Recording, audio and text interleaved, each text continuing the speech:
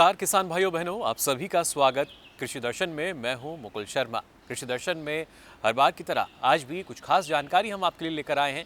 आज अगर बात की जाए, आज आपको हम बताएंगे किस तरीके से मछली पालन के क्षेत्र में आप अपने मुनाफे को बढ़ा सकते हैं और वो भी आपकी आमदनी का एक जरिया बन सकता है। इसके साथ साथ आपको बताएंगे नाबार्ड किस तरीके से महिला साक्षरता कार्यक्रम चला रहा है और इसके जरिए ग्रामीण स्तर पर अगर हम बात करें वहाँ किस तरीके का विकास हो रहा है। ये सारी जानकारी आपको देंगे, लेकिन पहले आइए देखते हैं खबरें खेती की। उपयुक्त सूचना एवं संचार शोध द्वारा विज्ञान प्रौद्योगिकी एवं नवाचार नीति पर कार्यशाला और कृषि में विविधीकरण द्वारा ही किसान अधिक लाभ प्राप्त कर सकते हैं। आजकल नई दिल्ली स्थित पूसा संस्थान के नास कॉम्प्लेक्स में एक 3 दिवसीय कार्यशाला का आयोजन किया जा रहा है, जिसमें उपयुक्त सूचना एवं संचार शोध द्वारा विज्ञान प्रौद्योगिकी एवं नवाचार नीति विषय पर देश भर से आए 100 से अधिक वैज्ञानिक भाग ले रहे हैं। इस कार्यशाला के उद्घाटन सत्र पर बोलते हुए मुख्य अतिथि डॉक्टर के द्विवेदी ने इसकी उपयोगिता के बारे में बताया। ये कार्यशाला जो विज्ञान प्रौद्योगिकी और नवाचार या इनोवेशन पे है, एक बहुत ही अच्छी पहल है और इसके लिए मैं डॉक्टर मनोज पटेरिया और डॉक्टर नीरज शर्मा को धन्यवाद देता हूँ कि ऐसे अच्छे विषय के ऊपर उन्होंने ये कार्यशाला रखी है। मुझे यहाँ आने का अवसर मिला। मेरा ये मानना है कि नवाचार या इनोवेशन इसको कैसे हम उसके ऊपर विचार करें और कैसे इसको बढ़ाएं अपने देश में। इसके लिए हमें केवल ये नहीं सोचना चाहिए कि जब बच्चा 18-20 साल का वयस्क हो जाए तभी वो इनोवेशन कर सकता है। मेरे विचार से इनोवेशन की भावना जो है वो बचपन से ही होनी चाहिए और स्कूल और कॉलेजेस में जिस तरह की शिक्षा देते हैं उसमें इस सब का समावेश होना चाहिए। एक तो विषय ये है। दूसरा यह है कि पूरे देश में विज्ञान के प्रचार प्रसार के लिए एक साइंटिफिक टेम्पर जो है ना उसको बनाना है। उसके लिए हमें अध्यापकों को प्रशिक्षित करना पड़ेगा विशेष रूप से, और कक्षाओं में बजाय लेक्चर के, बजाय केवल एक भाषण के, उनका हैंड्स ऑन करें और उनको एक्टिविटी बेस्ड उनको लर्निंग कराएं, जिससे मेमोराइजेशन या केवल याददाश्त के आधार पर शिक्षा न दें, बल्कि उनको इन्वॉल्व करके और एक्टिविटी करके उनको सिखाएं, जिससे हमारे देश में नवाचार या इनोवेशन का बढ़ावा मिलेगा। इस अवसर पर कार्यशाला के आयोजक डॉक्टर मनोज पटेरिया ने हमारे संवाददाता को बताया। CSIR, निस्केयर और department of science and technology दोनों संगठन मिलकर के एक ये 3 दिवसीय कार्यशाला कर रहे हैं, जिसका विषय है science, technology and innovation policy, optimising science communication research. तो इससे आशय ये है कि किस प्रकार से जो हमारी पॉलिसी बनती है, नीतियाँ बनती हैं, ख़ासतौर पर विज्ञान के विकास के लिए, उसमें जो कम्युनिकेशन रिसर्च का है किस प्रकार से इस्तेमाल किया जा सकता है। क्योंकि हम जानते हैं कई बार जब हम नीति बनाते हैं तो एक हम किसी एजम्पशन पर नहीं बना सकते, किसी उस पर नहीं बना सकते कि हमने ऐसा सोच लिया और उसी को सही मान लिया, बल्कि जो उपयुक्त डेटा है, उपयुक्त जानकारी है और जो रिसर्च करके जानकारी, वेरीफाइड जानकारी है, उसके आधार पर अगर हम नीति बनाएंगे तो वो नीतियाँ ज़्यादा सार्थक होंगी, सत्य के ज़्यादा निकट होंगी और पब्लिक के लिए कारगर होंगी। ये कार्यशाला 25 जनवरी तक चलेगी, जिसमें भविष्य की सूचना एवं संचार शोध के नए रास्ते सुलभ होंगे। आज किसान को अपनी उपज बढ़ाने के लिए जो हमारी परंपरागत खेती थी उससे हटके हमने अलग खेती करनी है, और विविधता जब तक हम खेती में ना लेके आएंगे तब तक किसान का भला होने वाला नहीं है। इसलिए आज खेती, पहले हमारा जैसे हरियाणा इलाका है, इसमें मेन रूप पे ये कॉटन, पैडी और वीट 3 ही क्रॉप के ऊपर जोर दिया जाता था। लेकिन अब जो किसान है वो बागवानी की तरफ बहुत आगे अग्रसर हो रहा है। सब्जियां, जो हमारा NCR का इलाका है हरियाणा का, उसमें फूलों की खेती, फ्लावरिंग जो है उसके ऊपर बड़ा भारी, और जो पॉली हाउसेस के अंदर जो ये खेती हो रही है, ये आज हरियाणा में NCR में हमारे जो नौजवान किसान है, ख़ास तौर पे हमें खुशी है इस बात की कि वो उन्होंने उस खेती को अपनाया है और उससे उन्होंने अपनी आजीविका को काफ़ी आगे बढ़ाया है, और इफ़को उनकी पूरी सहायता कर रही है।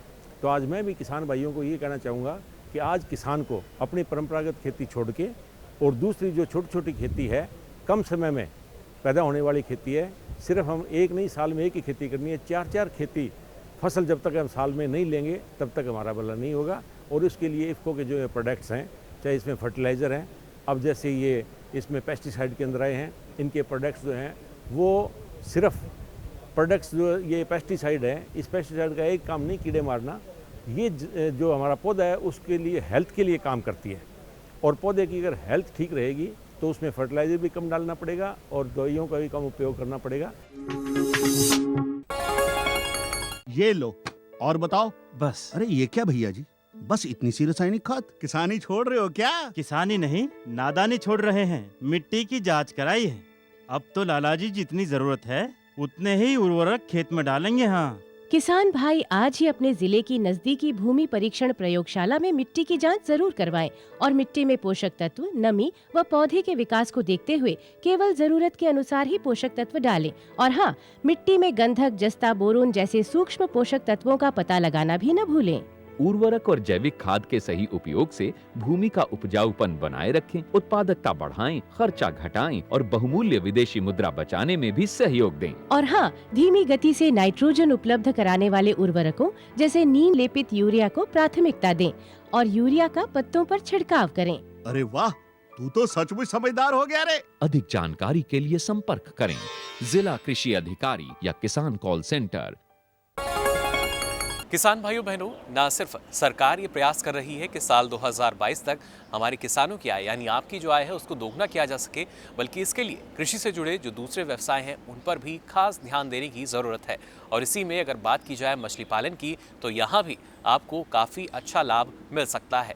खासतौर से अगर बात करें हरियाणा के कुरुक्षेत्र स्थित नीरज की, जो ना सिर्फ मछली पालन कर रहे हैं बल्कि ना सिर्फ उनका जो मुनाफा है वो दोगुना हुआ है, बल्कि दोगुने से भी ज़्यादा हो रहा है। और भी लोग अब उनके पास आ रहे हैं जानकारी लेने के लिए कि किस तरीके से मछली पालन के जरिए वो अपने मुनाफे को बढ़ा सकते हैं। तो आप भी लीजिए जानकारी मछली पालन के बारे में।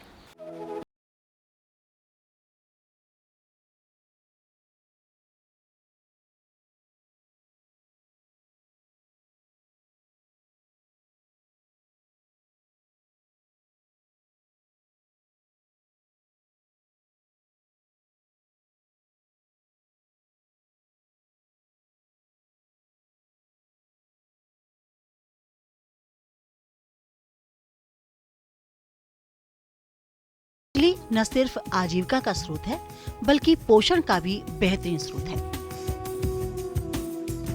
भारत आज विश्व में मछली उत्पादन में दूसरे नंबर पर है।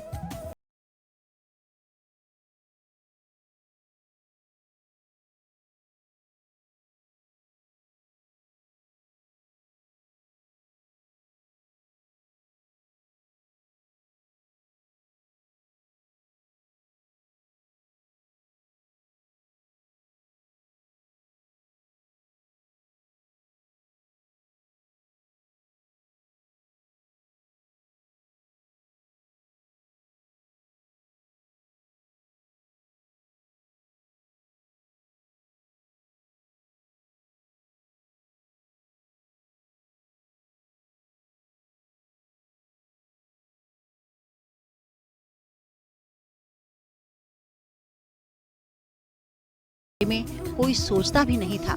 आज हैचरी के मामले काफी आगे हैं। सरकार द्वारा मछली पालकों को दी जा रही कई योजनाओं का लाभ किसान ले रहे हैं। ये जो मछली है रिवर की मछली है और इसका जो मीट होता है वाइट होता है। हमारे नॉर्थ इंडिया में सबसे ज़्यादा इसी को पसंद करते हैं। उसके बाद फिर दूसरे नंबर पे ये झींगा आता है। ये जो रिच लोग होते हैं जिनके पास पैसा होता है वो मांगते हैं झींगा। और उसके साथ साथ जो हमारे गरीब मिड नंबर के लोग हैं वो सिर्फ ये मछली खाते हैं, कटला और रोहू। ये कटला और रोहू दोनों एक, ये भी वाइट मीट होता है और खाने में बहुत ज़्यादा टेस्टी होती है। बंगाली लोग सबसे ज़्यादा पसंद करते हैं रोहू को। मेरे फादर ने कहा कि भी अब ये तकनीक तो मैं 1983 से कर रहा हूँ, ब्रीडिंग भी कर रहे हैं, हमसे ज़्यादा प्रोडक्शन कोई नहीं ले रहा, हमसे ज़्यादा अच्छी ब्रीडिंग कोई नहीं कर पा रहा, हमारा देश में पूरे में नाम है, तो कुछ ऐसी तकनीक करते हैं अभी, क्योंकि हमारे देश के अंदर अब क्या होता जा रहा है, लैंड होल्डिंग जो है फार्मर के लिए कम होती जा रही है। जो फार्मर हैं, पहले एक किसान था, उसके पास 20 एकड़ थे, मान लो उसके आगे 4 बेटे हो गए तो 5-5 एकड़ ज़मीन अब आने लग गई है। 5-5 एकड़ अगर उनके बच्चे हो जाएंगे तो वो कल कुछ भी नहीं कर पाते, कुछ उत्पादन नहीं होता। तो हमें ऐसी तकनीक लेके आनी थी कि भाई कम ज़मीन से आप ज़्यादा फसल लो और ज़्यादा मुनाफा पाओ। तो ऐसी तकनीक पे मेरे पिताजी वर्क कर रहे थे, उसको बोलते हैं हम RAS system, recirculation aquaculture system उसको बोलते हैं।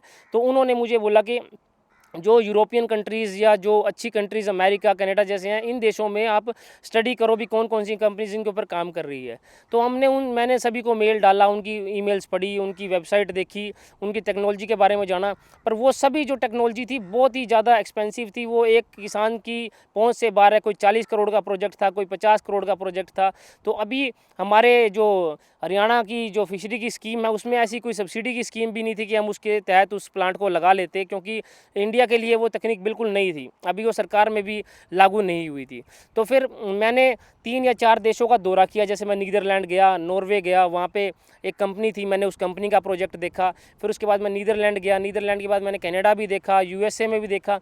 उन सभी का देखने के बाद फिर हमको अनुभव हुआ। 2 जगह मेरे साथ मेरे पिताजी और मेरे भाई भी गए साथ, जो भी इसी बिज़नेस के अंदर हैं वो भी मेरे साथ गए, और उन्होंने फिर देख के, मेरे फादर को अपना अनुभव था, उन्होंने बोला इस टेक्नोलॉजी को तो हम इंडिया में खुद ईजाद कर सकते हैं। जब अपने भी ये इनके पास कोई ज़्यादा दिमाग थोड़ी है, जब हम भी मछली पालन का काम कर रहे हैं तो ये लोग हमसे आगे कैसे हो सकते हैं, भी हम इसको खुद ईजाद करेंगे।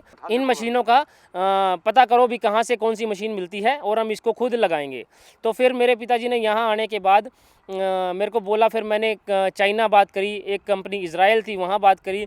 तो इस सिस्टम में क्या है, जैसे हम बाहर मछली का उत्पादन तो ले रहे हैं, अभी जो एक हेक्टेयर का पैरामीटर की अगर मैं बात करूँ, 1 हेक्टेयर में पूरा इंडिया का जो हाईएस्ट उत्पादन है वो मेरे पिताजी के नाम है। 22 टन का जो उत्पादन उन्होंने लिया है वो लिया है पूरे साल के अंदर, 22 टन मछली का 1 साल के अंदर। पर वो भी उस मछली का लिया है जो मछली बस 90 से 100 रुपये केजी ही बिकती है। अगर हम मान के चलें 1 हेक्टेयर में 22 टन का मतलब है कि 22 से 23 लाख रुपए की मछली सालाना हम 1 हेक्टेयर से ले सकते हैं। उसमें आधे हमारे खर्चे होते हैं, आधे हमारे प्रॉफिट होते हैं। पर हर फार्मर के पास जो है ऐसी तकनीक नहीं है, ना ही वो हर फार्मर इसके अंदर आना चाहता है, क्योंकि उसके पास 22 लाख में 15 लाख रुपए या 10 लाख रुपए लगाने के लिए भी नहीं है, और ना ही किसी के पास 1 हेक्टेयर ज़मीन है। तो इसको भी उन्होंने रिड्यूस करते हुए उन्होंने अब प्रोजेक्ट नया निकाला है, जो ये RAS की बात करता हूँ। इसके लिए आधा एकड़ जगह चाहिए, छोटे से छोटे प्रोजेक्ट के लिए। आधा एकड़ जगह में जो आपकी लागत आएगी वो आपकी 2 करोड़ रुपए की लागत आएगी। इसमें आपका आधा एकड़ में क्लोज्ड बिल्डिंग बनेगी, और इस बिल्डिंग में बनाने के बाद आप महंगी मछली जो आपकी बहुत अच्छी किस्म है, जैसे चीतल है, सी बास है, भेटकी है, देसी मांगूर है, झींगा पालन है, जो मौसम के विपरीत मछलियां हैं, जो कहते हैं कि भी समुद्र की मछली है, खारे पानी की है, वो मीठे में नहीं हो सकती। अब ऐसा कोई सिस्टम नहीं रहा। कोई कहीं की मछली हो जिसका भी बीज आपका मार्केट में मिलेगा, आपको अगर बीज मिलेगा तो आप उस मछली को कहीं भी उत्पादन कर सकते हो, और ना कि कम, जैसे हमारे माननीय प्रधानमंत्री जी कह रहे हैं कि भी हमारी जो फसलें हैं उनकी ईल्ड जो है 2 गुनी कर देनी चाहिए, ऐसी तकनीक अपनानी चाहिए। तो हमने ना सिर्फ 2 गुनी की है, हमने बल्कि 33 गुनी ईल्ड कर दी है, और मार्केट वैल्यू भी उन मछली की नियर अबाउट 3 से 4 गुना ज़्यादा है। जो हम 100 रुपये किलो की मछली उगा रहे थे, अब हम 400 से 500 रुपये केजी की मछली उगा रहे हैं। और पहले हम उत्पादन ले रहे थे 4 से 5 टन, अब हम उत्पादन ले रहे हैं 50 से 60 टन। और पहले हम ज़मीन लगा रहे थे 1 हेक्टेयर, अब हम ज़मीन लगा रहे हैं उसका 10वां हिस्सा। तो इतनी अच्छी टेक्नोलॉजी है। देश की GDP यानी कि सकल घरेलू उत्पाद में मछली पालन का कृषि व संबंधित क्षेत्रों में योगदान 4.85% का है। मत्स्य पालन कहें या मछली, देश के सामाजिक व आर्थिक विकास में महत्वपूर्ण भूमिका निभा रहा है।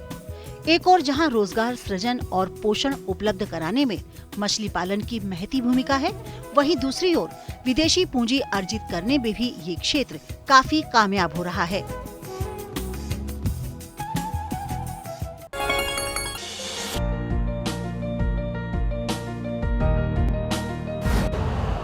यूरिया का स्वदेशी उत्पादन 70 लाख टन बढ़ाने के लिए 6 उर्वरक संयंत्रों का उद्धार किया जा रहा है। FCIL के गोरखपुर, सिंदरी, तलचर और रामागुंडम संयंत्र, HFCL की बरौनी इकाई और BVFCL की नामरू फोर्थ। सोने पर सुहागा ये है कि देश में अब बनेगा सिर्फ नीम लेपित यूरिया, क्योंकि इससे होगा किसानों का फायदा ही फायदा। अनाज का उत्पादन 10% तक बढ़ेगा। बढ़ेगी 10 से 15% नाइट्रोजन क्षमता।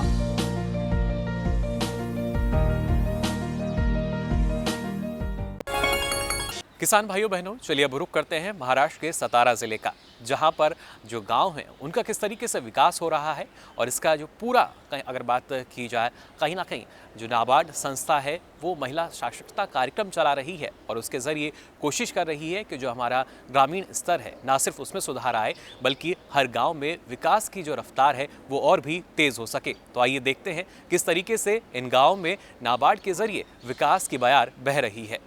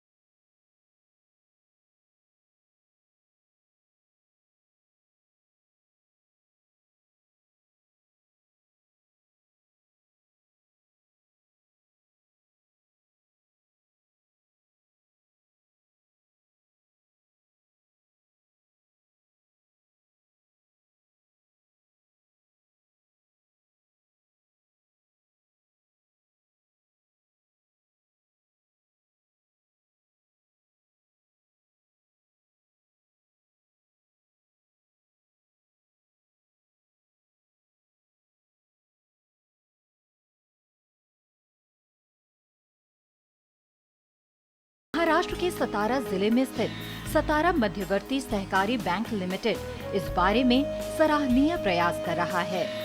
इस बारे में केंद्र की समन्वयक राजश्री काले कहती हैं कि किसानों को फसलों के बारे में जानकारी होने पर उन्हें बेहतर मदद मिल सकती है।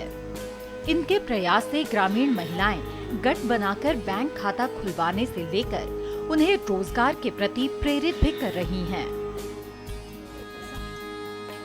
प्रधानमंत्री जीवन ज्योति बीमा योजना हो या प्रधानमंत्री जन धन योजना, इस बारे में यशवंतराव चौहान आर्थिक सहायता केंद्र से जुड़कर गठ बनाने वाली राधिका गणपति ने कहा कि कोरे गांव में उन्होंने इस बारे में ग्रामीण महिलाओं को जागरूक कर खाते खुलवाए।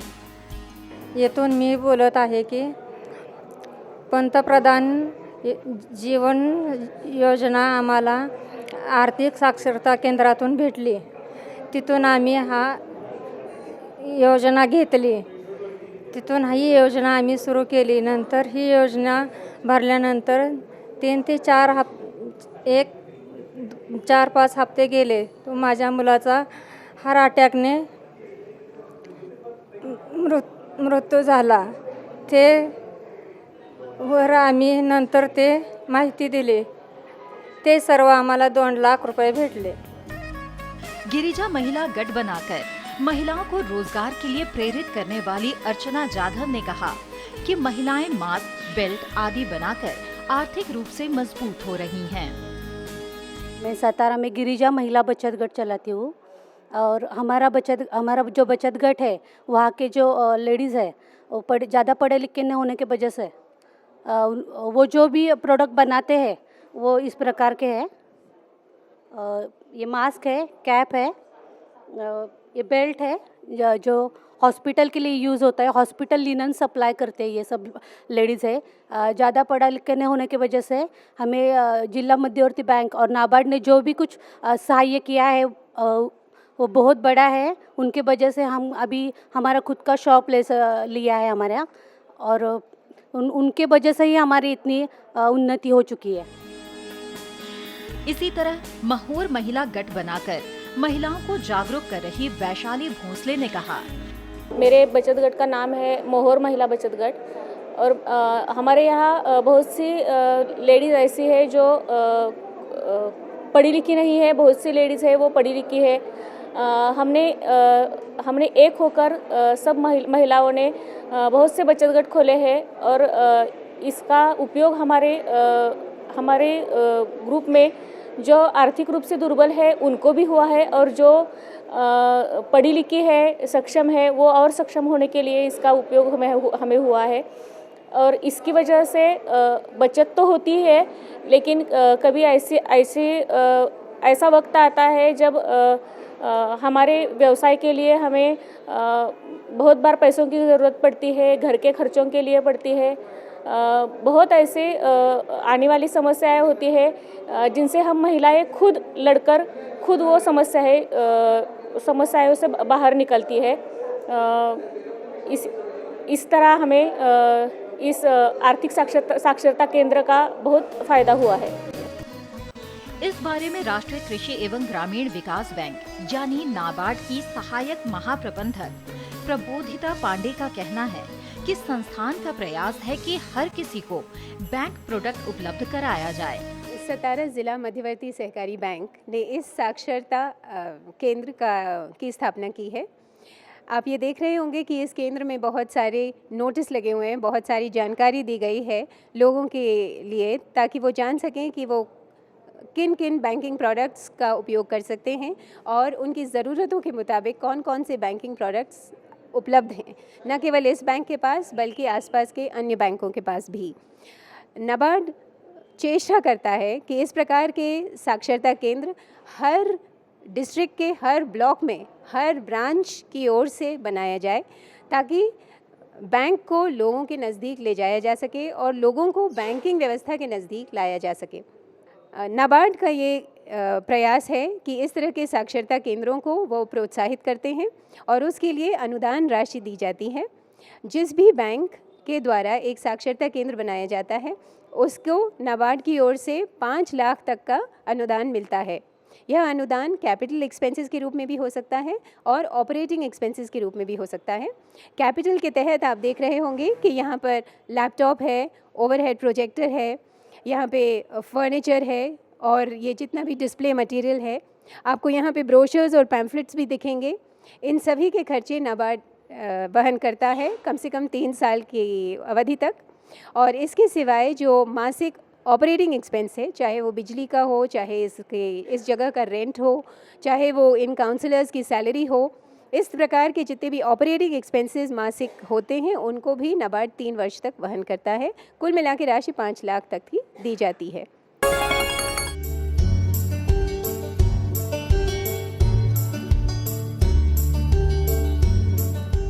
किसान कॉल सेंटर की 15वीं वर्षगांठ पर 21 जनवरी को देश के 14 केंद्रों पटना, बंगलुरु, अहमदाबाद, गुवाहाटी, जम्मू, कोयम्बतूर, जयपुर, कानपुर, कोलकाता, हैदराबाद, पुणे, भुवनेश्वर, चंडीगढ़ और जबलपुर में विशेष कार्यक्रम आयोजित किए गए।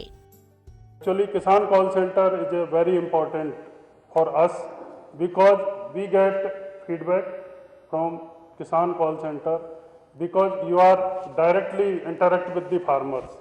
No other scheme give such type of feedback to us or even state departments of agriculture and other land departments. कृषि में आईसीटी की क्षमता का उपयोग करने के लिए कृषि मंत्रालय द्वारा किसान कॉल सेंटर यानी केसीसी योजना का शुभारंभ किया गया है। इस परियोजना का मुख्य उद्देश्य टेलीफोन कॉल पर किसानों के प्रश्नों का जवाब देना है। ये कॉल सेंटर राज्य और केंद्र शासित प्रदेशों के 14 विभिन्न स्थानों में कार्यरत है। इस योजना के तहत किसान कॉल सेंटर के लिए टोल फ्री नंबर 1800-180-1551 आवंटित किया गया है। इस नंबर से सभी मोबाइल फोन और लैंडलाइन फोन के माध्यम से पहुंचा जा सकता है। इसके माध्यम से किसानों के बागवानी, पशुपालन, मत्स्य पालन, कुक्कुट, मधुमक्खी पालन, रेशम उत्पादन, कृषि अभियांत्रिकी से संबंधित सवालों के जवाब दिए जाते हैं। ये सुविधा 22 स्थानीय भाषाओं में उपलब्ध है। कॉल सेंटर सेवाएं सप्ताह के 7 दिन शाम 6 बजे से रात 10 बजे तक उपलब्ध हैं।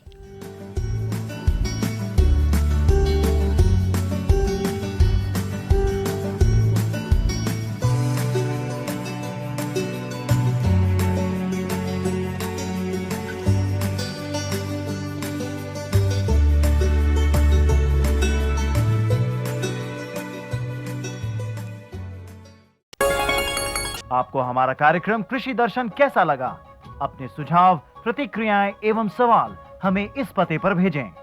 कृषि दर्शन, कमरा नंबर 10, CPC दूरदर्शन, खेलगांव, नई दिल्ली 110049। तो फिलहाल के लिए किसान भाइयों बहनों, आज कार्यक्रम में इतना ही। लेकिन कल के लिए भी आपको बता देते हैं, कल आपके लिए हम जानकारी लेकर आएंगे राष्ट्रीय बीज निगम से संबंधित, यानी जो आगामी रबी का सीजन होगा उसमें किस तरह के बीज आपको मिलने वाले हैं, इसके लिए राष्ट्रीय बीज निगम क्या कुछ कर रहा है, ये सारी जानकारी आप देख सकेंगे कल के कार्यक्रम में। लेकिन फिलहाल के लिए दीजिए इजाजत, नमस्कार।